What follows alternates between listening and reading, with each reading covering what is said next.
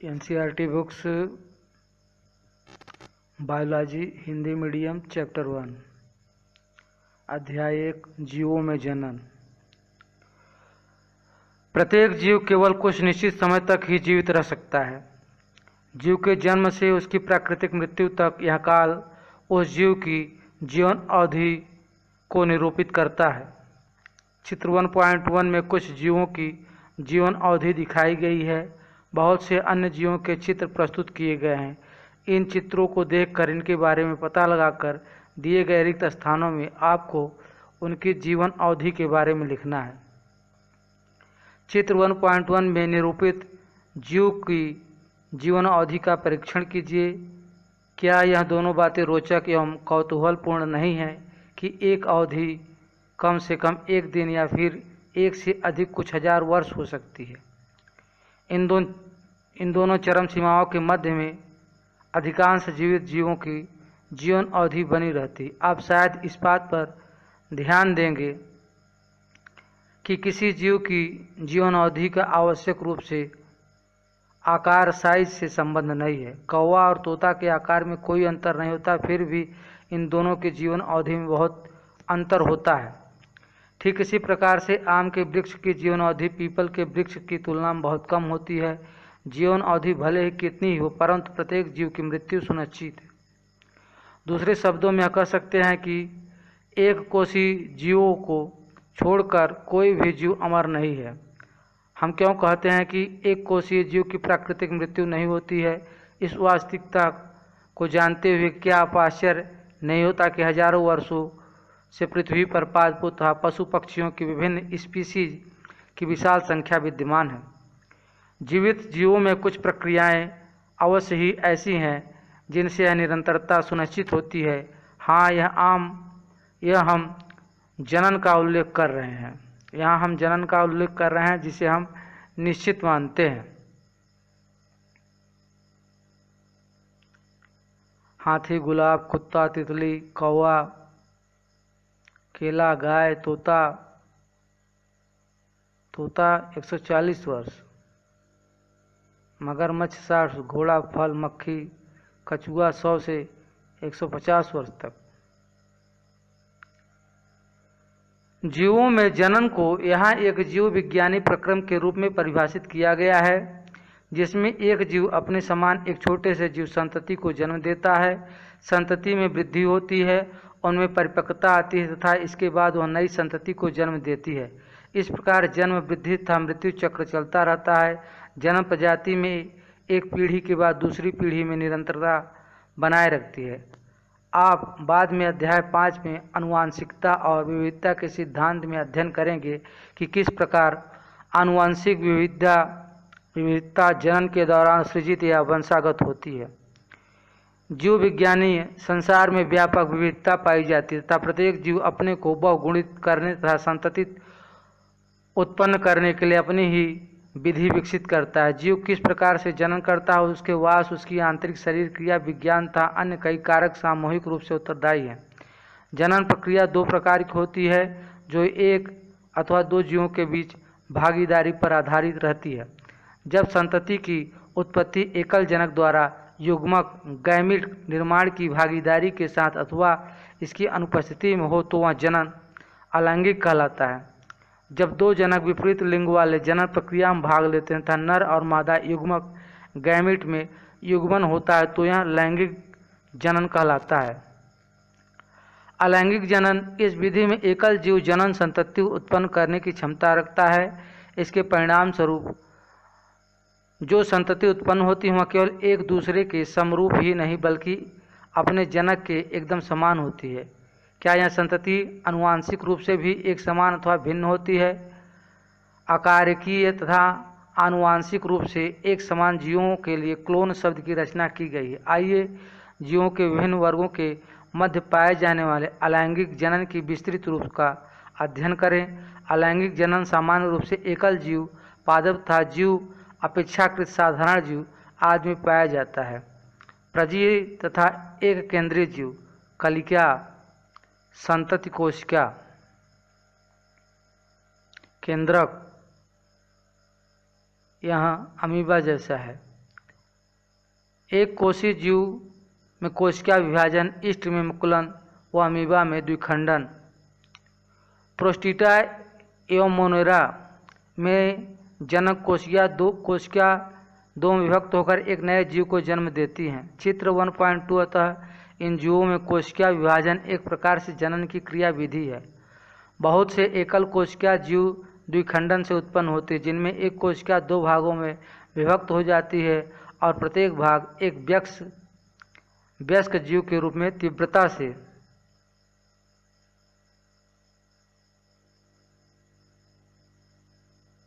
कलिका, conidia. अलैंगिक प्रजनन संरचना। क्लैमिडोमोनास में अलैंगिक चल बीजाणु, पेनिसिलियम की कोनिडिया, हाइड्रा में कलिका, स्पंज में जैमुल स्पंज पूर्वक वृद्धि कर जाता है। जैसा अमीबा, पैरामीशियम आदि, ईस्ट में यह विभाजक एक समान नहीं होता तथा छोटी कलिकाएं उत्पन्न हो जाती हैं, जो प्रारंभ में तो जनक कोशिका से जुड़ी रहती हैं और बाद में अलग होकर नए ईस्ट जीवों में परिपक्व हो जाती हैं। विषम परिस्थितियों में अमीबा अपने पादाभ संकुचित कर लेता है तथा अपने परिक्षेत्र में एक त्रिस्तरीय कठोर आवरण स्रावित करता है, जिसे पोटीसिस्ट कहते हैं। इस परिघटना को पोटीभवन कहते हैं। अनुकूल परिस्थितियों के पुनरागमन पर पोटीकृत अमीबा बहुखंडन द्वारा विभाजित होता है तथा अनेक सूक्ष्म अमीबा अथवा बीजाणु अमीभाव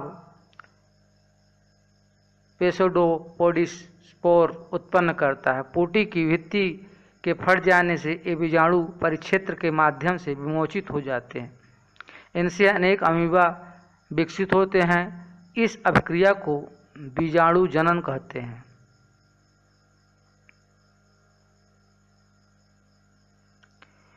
जीवों में जनन। आँखें, अंकुरणशील आँखें, कलिका, परोसंधि कलिका, अपस्थानिक मूल, अपस्थानिक कलिका, भुस्तरिका।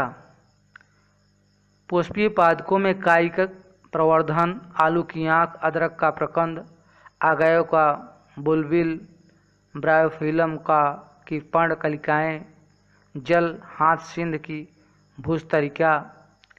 फंजाई जगत के सदस्य तथा साधारण पादप जैसे शैवाल विशेष अलैंगिक जनीय संरचनाओं द्वारा जनन करते हैं। चित्र 1.3 में इन संरचनाओं में अत्यंत ही सामान्य संरचनाएं अलैंगिक चल बीजाणु जूस्पोर्ज हैं, जो सामान्यतः सूक्ष्मदर्शीय चलनशील संरचनाएं होती हैं। अन्य सामान्य अलैंगिक जनन संरचनाएं कोनिडिया, पेनिसिलियम, कलिका, हाइड्रा तथा जैमुल स्पंज होते हैं। कक्षा 11 में आपने पादकों के कायिक जनन के बारे में अवश्य पढ़ा, अवश्य ज्ञान प्राप्त किया होगा। आपका क्या विचार है कि कायिक जनन भी एक प्रकार का अलैंगिक जनन है?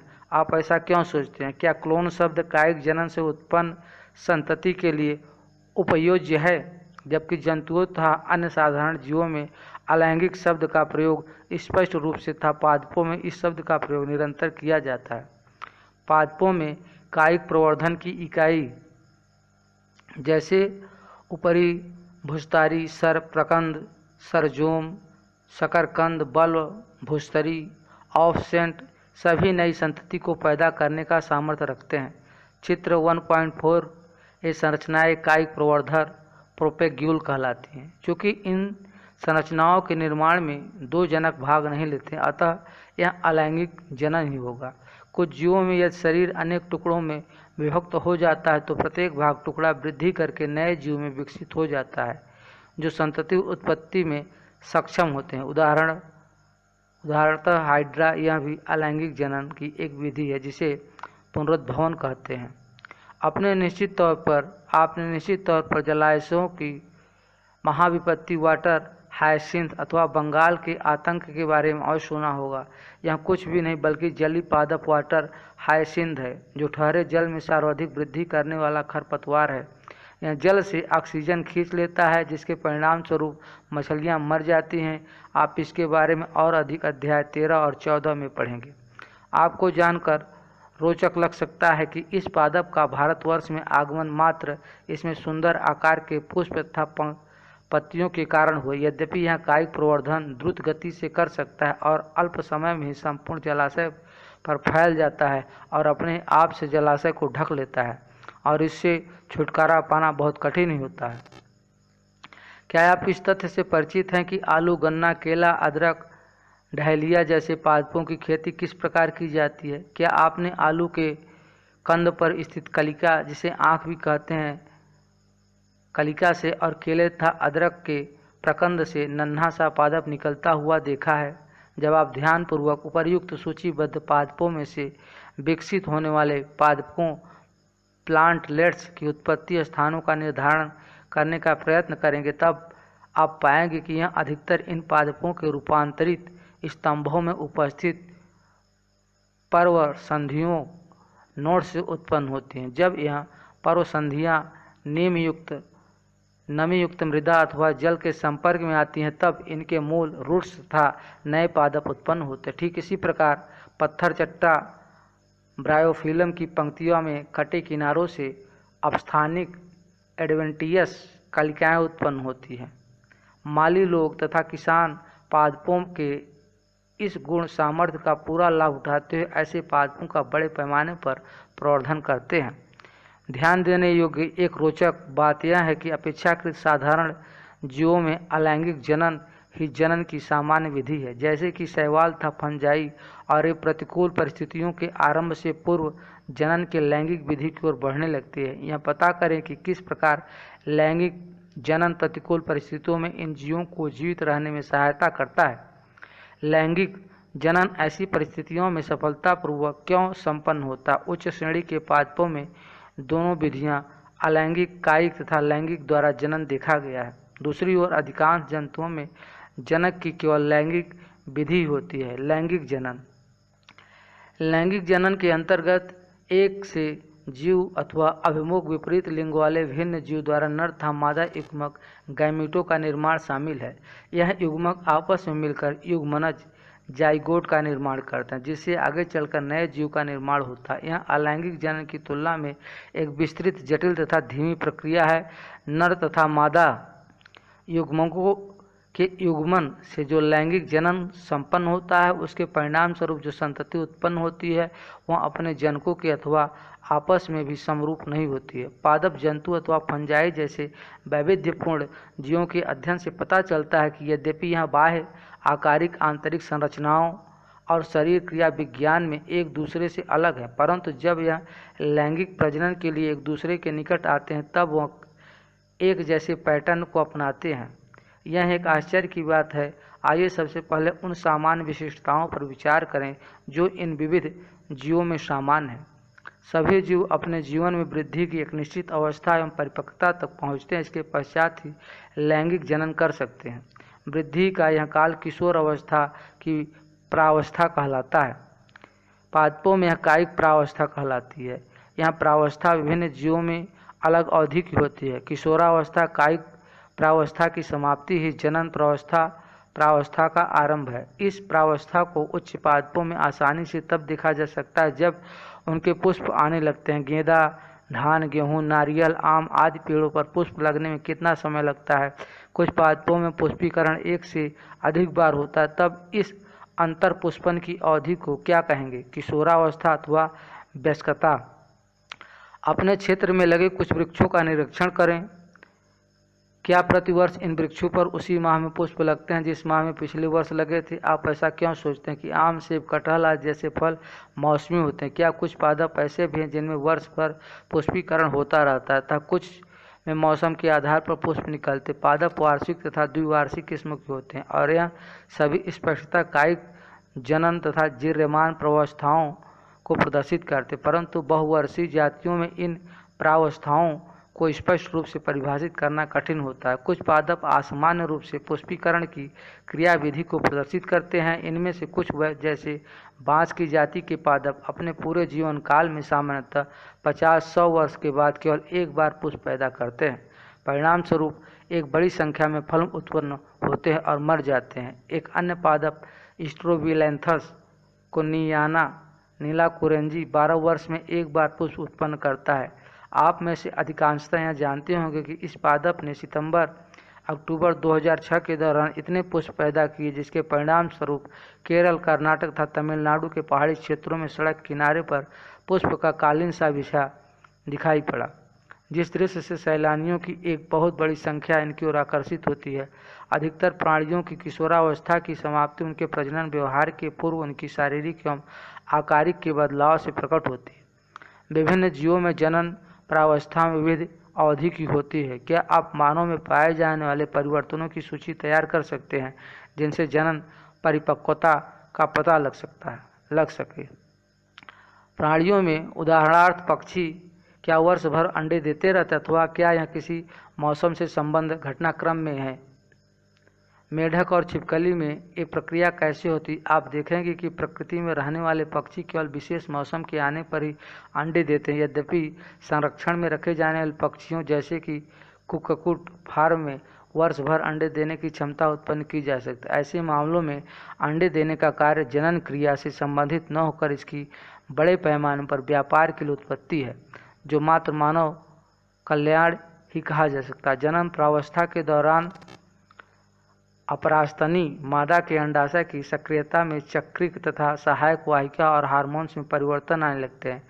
नॉन प्राइमेट स्तनधारियों जैसे कि गाय, भेड़, चूहे, हिरन, कुत्ता, चीता आदि में जनन के दौरान ऐसे चक्रिक परिवर्तन देखे गए हैं। इन्हें मधचक्र ओएस्ट्रस साइकिल कहते हैं, जबकि प्राइमेटो बंदर एवं मनुष्य में यह ऋतुस्राव चक्र कहलाता है। अधिकांश स्तनधारियों विशेषकर जो प्राकृतिक रूप से वनों में रहते हैं अपने जनन प्रावस्था के दौरान अनुकूल परिस्थितियों में ऐसे चक्रों का प्रदर्शन करते हैं।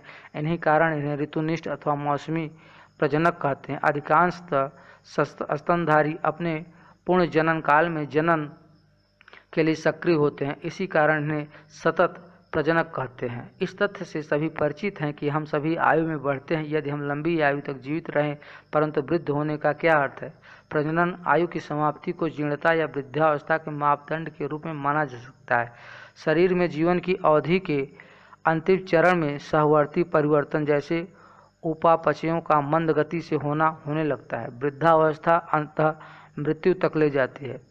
पादप तथा प्राणियों दोनों ही में तीनों प्रावस्थाओं के बीच संक्रमण के लिए हार्मोन्स उत्तरदायी पाए गए। हार्मोन्स तथा कुछ विशेष पर्यावरणीय कारकों के बीच परस्पर क्रियाएं जीवों की जनन क्रियाओं तथा व्यवहारिक अभिव्यक्तियों को नियंत्रित करते हैं। लैंगिक जनन की कुछ घटनाएं परिपक्वता अथवा प्राप्त करने के पश्चात सभी लैंगिक जनन करने वाले जीव कुछ घटनाएं एवं प्रक्रियाएं प्रदर्शित करते हैं जिनमें महत्वपूर्ण मूलभूत समानता होती। यद्यपि लैंगिक जनन से संबंध संरचनाएं जीवों में एकदम भिन्न होती हैं, यद्यपि विस्तृत एवं जटिल होने के बावजूद जीवों में लैंगिक जनन की घटनाएं एक नियमित क्रम का अनुपालन करती है। लैंगिक जनन एक प्रजाति के नर एवं मादा द्वारा उत्पन्न युग्मक के युग्मक अथवा युग्मनज निषेचन तथा भ्रूणोद्भव द्वारा विशिष्टीकृत होता है। सुविधा के लिए क्रमबद्ध घटनाओं को तीन भिन्न भिन्न अवस्थाओं निषेचन पूर्व, निषेचन तथा निषेचन पश्चात में विभक्त किया जा सकता है। निषेचन पूर्व घटनाएं, इसके अंतर्गत युग्मकों में संयोजन के पूर्व की सारी घटनाएं सम्मिलित होती। निषेचन पूर्व की दो प्रमुख घटनाएं युग्मक जनन गैमेटोजेनियस तथा युग्मक स्थानांतरण गैमेटो ट्रांसफर है। युग्मक जनन, जैसा कि आप जानते हैं, युग्मक जनन नर तथा मादा दो प्रकार के युग्मकों की गठन प्रक्रिया को संदर्भित करता है। युग्मक एक प्रकार से अगुणित कोशिकाएं होती हैं। कुछ शैवाल में दो युग्मक देखने में एक दूसरे के समान दिखाई पड़ते हैं। इसी कारण समयुग्मकी या समयुग्मक चित्र 1.5 कहलाते हैं, क्योंकि इनकी एकरूपता के कारण हम इन्हें नर तथा मादा युग्मकों के रूप में श्रेणीबद्ध नहीं कर सकते। हालांकि युग्मक की किस्में क्लैडोफोरा एक शैवाल के समयुग्मक व फ्यूक्स एक शैवाल के विषय युग्मक मानव के विषय युग्मक। अधिकतर लैंगिक प्रजनन जीवों द्वारा आकारिक रूप से स्पष्ट दो प्रकार के विषम युग्मक पैदा किए जाते हैं। इस प्रकार के जीवों में नर युग्मकों को पुमड़ु या शुक्राणु कहते हैं, जबकि मादा युग्मकों को अंड तथा अथवा डिंब चित्र 1.5 कहते हैं। जीवों में लैंगिकता सामान्यतः जीवों में लैंगिक जनन के दौरान दो विभिन्न समष्टियों के युग्मकों के युग्मन होता है, परंतु यह सदा के लिए सत्य तथ्य नहीं। यदि आप कक्षा 11 के उदाहरणों का स्मरण करें तो क्या स्वतः निषेचन की प्रक्रिया को पहचान सकते हैं। यद्यपि पादपों में इसके उदाहरण प्रस्तुत करना आसान है। पादप में नर तथा मादा दोनों जनन संरचनाएं पाई जाती हैं, परंतु जब एक ही पादप में दोनों नर तथा मादा जनन संरचनाएं पाई जाए तो वह द्विलिंगी चित्र 1.6 य अथवा जब वह भिन्न पादपों पर हो एक लिंगी चित्र 1.6 द कहलाता है। बहुत सी फंजाई तथा पादपों में द्विलिंगी स्थिति को उल्लेखित करने के लिए उभय लिंगाश्रयी तथा समथैलेसी शब्द का प्रयोग करते हैं। एक लिंगता की स्थिति को उल्लेखित करने के लिए एक लिंगाश्रयी तथा विषम थैलेसी शब्द प्रयुक्त किए जाते हैं। पुष्पीय पादपों में एक लिंगी नर पुष्प पुंकेसरी होता है, अर्थात पुंकेसर परागकण वहन करने वाला, जबकि मादा पुष्प स्त्री केसर अर्थात स्त्री केसर धारण किए रहता है। कुछ पुष्पीय पादपों में एक अकेला पादप उभय लिंगाश्रयी नर या मादा दोनों लिंगी हो सकता है और इनमें पैदा होने वाले पुष्प एक लिंगी तथा द्विलिंगी दोनों हो सकते हैं, जबकि मादा पुष्प स्त्री केसर अर्थात स्त्री केसर धारण करता है। उभय लिंगाश्रयी पादपों के कुछ उदाहरण कुकर, बीटू तथा नारियल वृक्ष है, जबकि पपीता तथा खजूर एक लिंगाश्रयी के उदाहरण है। उन युग्मक प्रकारों के नाम लिखें जो पुंकेसरी एवं स्त्री केसरी पुष्पों से बनते हैं। इसी प्रकार से प्राणियों में क्या होता है, क्या सभी प्रजातियों की व्यष्टि में नर अथवा मादा एक लिंगी चित्र 1.6 पाए जाते हैं, अथवा जिनमें दोनों लिंग एक साथ एक ही प्राणी द्विलिंगी में पाए जाते। अतः आप संभवतः अनेक एक लिंगी प्राणी प्रजातियों की सूची बना सकते हैं। प्राणियों में केचुए चित्र 1.6 स्पंज, टेमवर्म तथा जोंक द्विलिंगी प्राणियों के प्रारूपिक उदाहरण हैं। इनमें नर तथा मादा जनन अंग दोनों ही उभयलिंगी द्विलिंगी एक प्राणी में पाए जाते हैं। तिलचट्टा एक लिंगी प्राणी का उदाहरण है।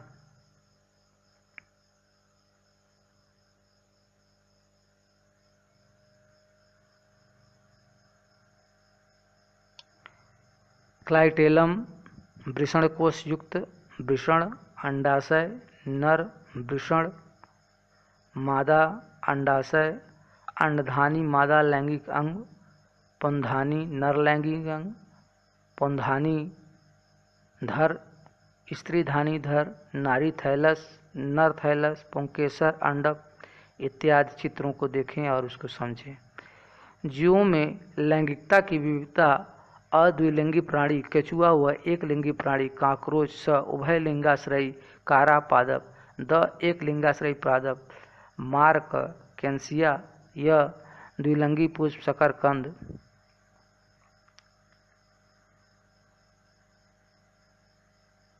अर्धसूत्राणुओं के क्रोमोसोम में द्विगुणित 2n गुणसूत्रों की संख्या तक कुछ जीवों में अगुणित n संख्या को रिक्त स्थानों से भरे।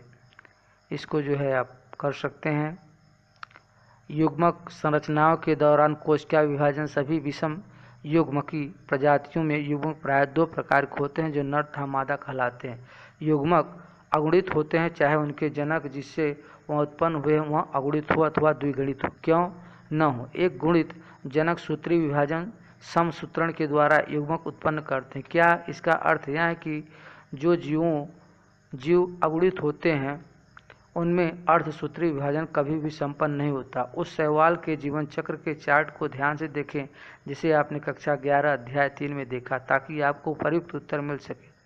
बहुत से जीव जिनका संबंध मोनेरा फंजाई शैवाल तथा ब्रायोफाइट से है वह अगुणित पादप काय होते हैं और वे जीव जिसका संबंध टेरिडोफ्राइटा, जिम्नोस्पर्म, एंजियोस्पर्म तथा अधिकांश प्राणी जिनमें मनुष्य भी शामिल है उनकी जनकीय काय द्विगुणित होती है। यह स्पष्ट हो चुका है कि अर्धसूत्री विभाजन जो न्यूनकारी विभाजन है और जहां द्विगुणित काय अगुणित युग्मकों को उत्पन्न करता है, द्विगुणित जीवों में अर्धसूत्री कोशिका अर्धसूत्री विभाजन से होकर गुजरती है। अर्धसूत्री विभाजन के अंत में गुणसूत्रों का केवल एक सेट प्रत्येक युग्मक से निगमित करता है। सारणी 1.1 का ध्यानपूर्वक अध्ययन कर तथा जीवों के द्विगुणित एवं अगुणित गुणसूत्रों की संख्या को भरें। क्या आपको यहाँ अर्धसूत्री कोशिका, अर्धसूत्राणु 2n और युग्मकों के गुणसूत्र n के बीच में कोई संबंध दिखाई पड़ता है? 1.2.1.2 युग्मक स्थानांतरण। इनके निर्माण के पश्चात नर तथा मादा युग्मक कायिक रूप से एक दूसरे के निकट आते हैं ताकि युग्मक निषेचन की क्रिया सफलतापूर्वक संपन्न हो सके।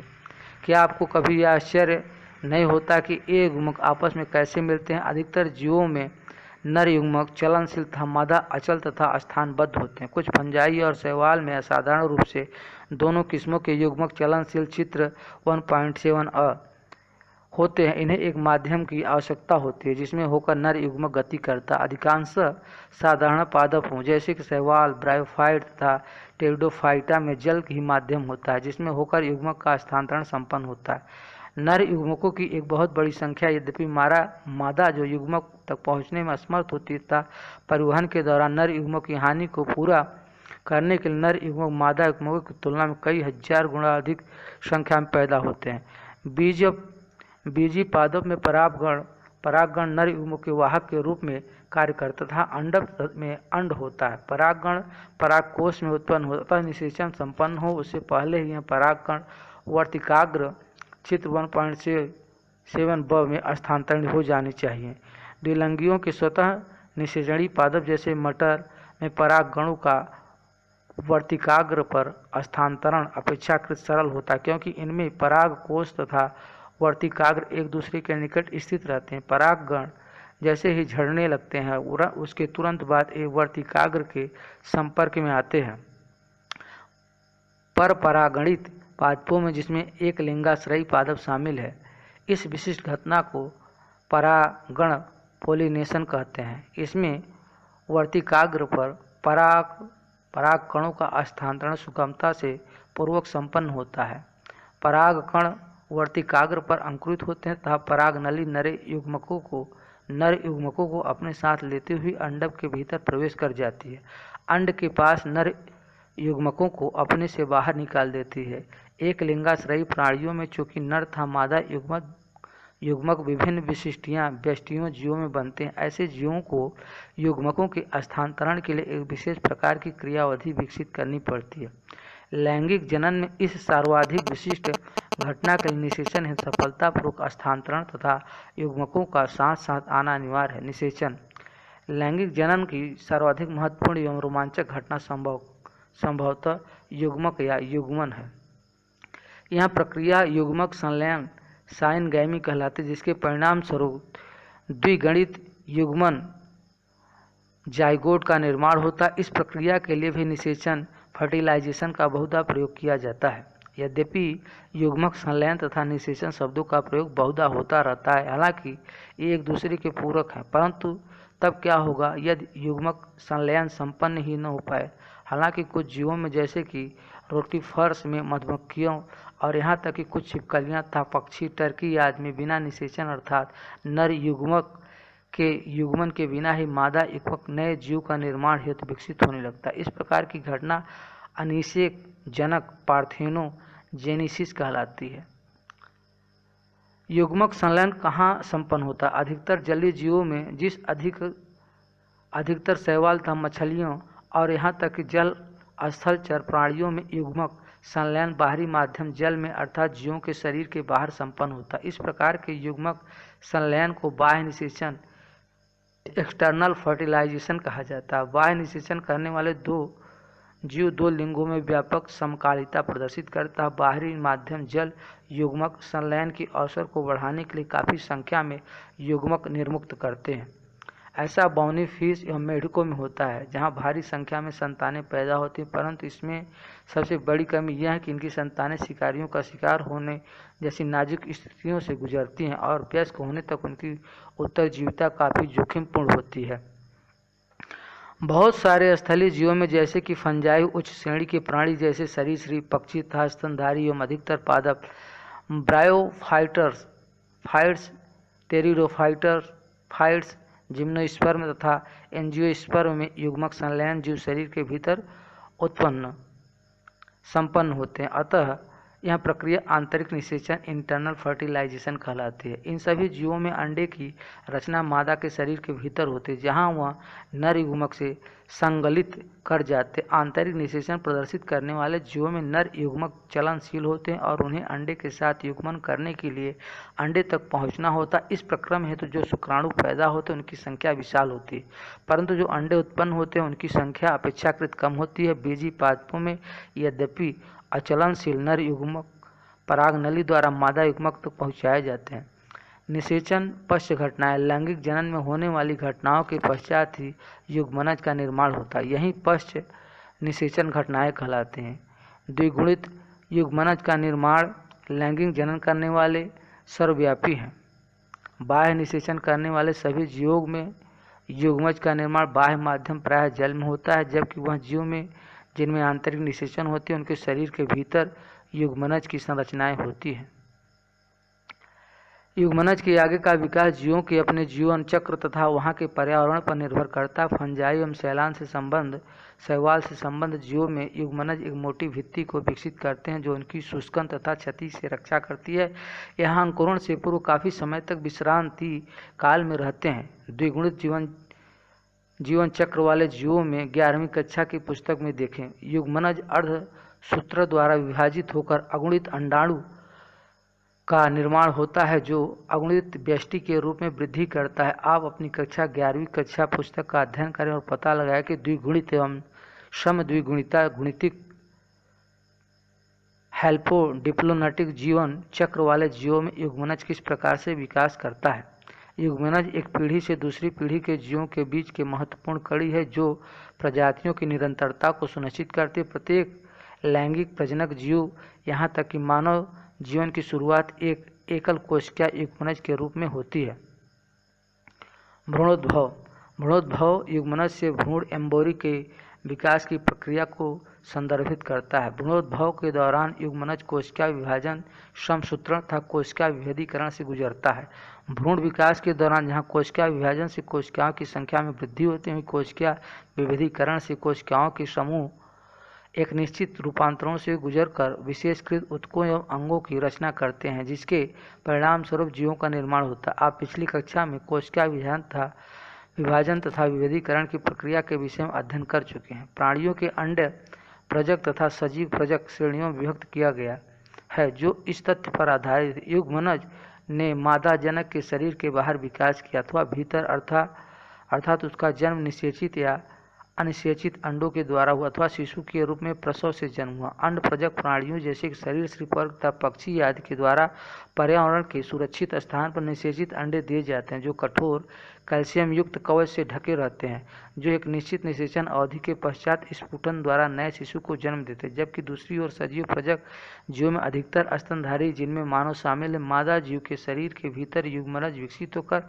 शिशु का विकास करता है और एक निश्चित अवधि एक विकास के चरणों को पूरा करने के बाद मादा जीव के शरीर से प्रसव द्वारा पैदा किए जाते हैं। भूणी सही देखभाल तथा संरक्षण के कारण सजीव प्रजक जीवों की उत्तरजीविता रहने के सुअवसर बढ़ जाते हैं। पुष्पी पादपों में युग्मनज का निर्माण बीजांड के अंदर होता है। निषेचन के पश्चात पुष्प के बाह्य दल पंखुड़ी तथा पुंकेसर मुरझाकर झड़ जाते हैं। क्या आप एक ऐसे पादप का नाम बता सकते हैं जिनमें बाह्य दल पुष्प के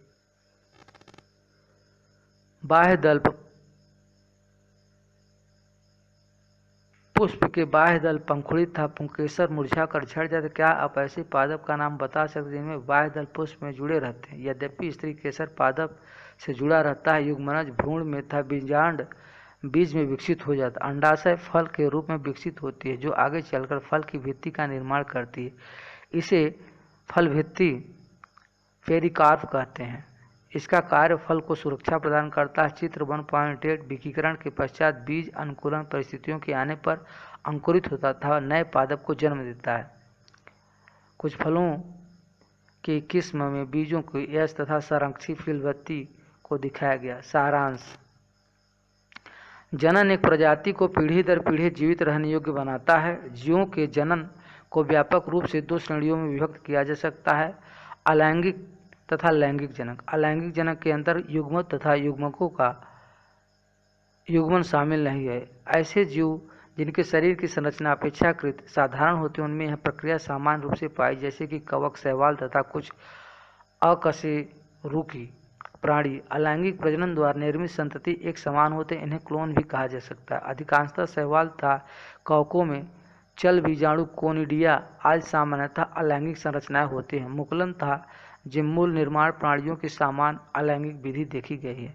प्रोकैरियोटी तथा एक कोशीय जीव जनक कोशिका के कोशिका विभाजन अथवा द्विखंडन युग्मन से विभिन्न होते हैं।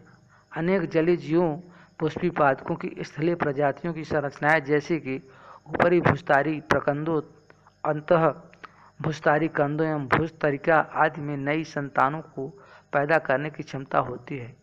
इस प्रकार से अलैंगिक जनन की विधि को कायिक प्रवर्धन कहते हैं। लैंगिक जनन के अंतर्गत युग्मकों का निर्माण तथा युग्मन शामिल है। अलैंगिक जनन की तुलना में यह एक जटिल एवं धीमी प्रक्रिया है। अधिकांशतः उच्च श्रेणी के प्राणी पूर्णतः लैंगिक विधि द्वारा जनन करते हैं। लैंगिक जनन की प्रक्रिया जनन की घटना एवं निषेचन, पूर्व निषेचन तथा निषेचन के बाद की घटना के श्रेणीबद्ध किया जा सकता है। निषेचन पूर्व घटना के अंतर्गत युग्मक जनन तथा युग्मक स्थानांतरण, जबकि निषेचन पश्च में युग्मक का निर्माण तथा भ्रूणोद्भव को भी शामिल किया गया है। जीव द्विलिंगी अथवा एक लिंगी हो सकते हैं। पादपों में लैंगिक विविधता अपेक्षाकृत अधिक होती है, विशेषकर पुष्पी पादपों में, क्योंकि यह विविध प्रकार के पुष्पों को उत्पन्न कर सकते हैं। पादपों को उभय लिंगाश्रयी एवं एक लिंगाश्रयी में परिभाषित किया गया है। हालांकि पुष्प द्विलिंगी एवं एक लिंगी हो सकते हैं। युग्मक प्राकृतिक रूप से सदैव अगुणित होते हैं और प्रायः अगुणित जीवों को छोड़कर जहाँ युग्मक का निर्माण समसूत्र द्वारा होता है, यह समसूत्री विभाजन के प्रत्यक्ष उत्पाद माने जाते हैं। लैंगिक जनन में नर युग्मक का स्थानांतरण वास्तव में एक अपरिहार्य घटना है। यह द्विलिंगी जीवों में अपेक्षाकृत सरल होती है। एक लिंगी प्राणियों में यह मैथुन द्वारा संपन्न होती है। पुष्पी पादपों में एक विशेष प्रक्रिया जिसे परागण कहते हैं, पराग कणों का स्थानांतरण होता है। युग्मक संलयन निषेचन नर एवं मादा युग्मक के मध्य संपन्न होता है। युग्मक संलयन जीव की काय के बाहर अथवा अंदर कहीं भी हो सकता है। युग्मक संलयन के परिणाम स्वरूप एक विशेष कोशिका, जिसे युग्मनज कहते हैं, का निर्माण होता है। युग्मनज के भ्रूण के विकास की प्रक्रिया भ्रूणोद्भव कहलाती है। प्राणियों में इसके निर्माण के तुरंत बाद युग्मनज बनने लगता है। प्राणी अंड प्रजक या सजीव प्रजक दोनों हो सकते हैं। सजीव प्रजक जीवों में भ्रूणी संरक्षण एवं भली प्रकार से देखभाल को अच्छा समझा गया। पुष्पी पादपों में निषेचन के पश्चात अंडाशय फल विकसित होता है तथा बीजांड परिपक्व होकर बीज बनता है। फल के भीतर परिपक्व बीज अगली पीढ़ी का संचारक भ्रूण होता है।